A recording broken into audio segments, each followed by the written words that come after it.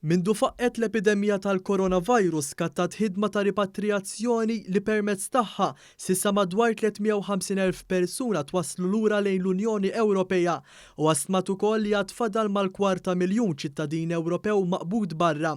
Dan ħareġ waqt laqa virtwali bejn il-Ministri għall-Affarijiet Barranin tal-Unjoni Ewropea flimkien mar-rappreżentant Oli Joseph Borrell biex jiddiskutu l-aħħar żviluppi brabta mal-impatt tal-coronavirus. Min-naħa tiegħu il-Ministru Evarist Bartolo fisser kif l-aqwa strateġija ta' komunikazzjoni tirriżulta minn solidarjetà sħiħa bejn l-istati membri fil-prattika u mhux l-egoizmu li qed naraw bħalissa fil-forniment tal-prodotti mediċi bejn l-istati membri.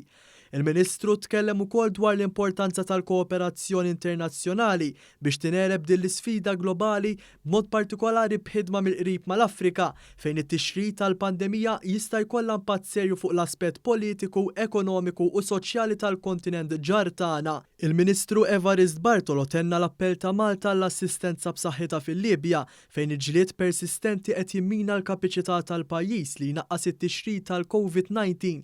Irrefera għall-importanza li mill-aktar fis possibbli titħaddem l-operazzjoni ġdida fil-Mediterran Irini li tnediet biex timplementa ir-riżoluzzjonijiet tal-Kunsill tas-Sigurtà tan-Nazzjonijiet Uniti u tkisser ix-xibka ta' traffikar ta' bnedmin.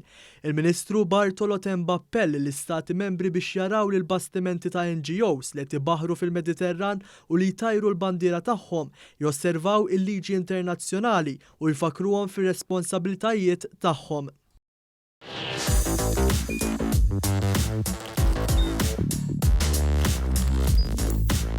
Idħol fuq one.com.mt u hemmhekk tista' tara l-programmi kollha li jxandru fuq One permezz ta' One Play.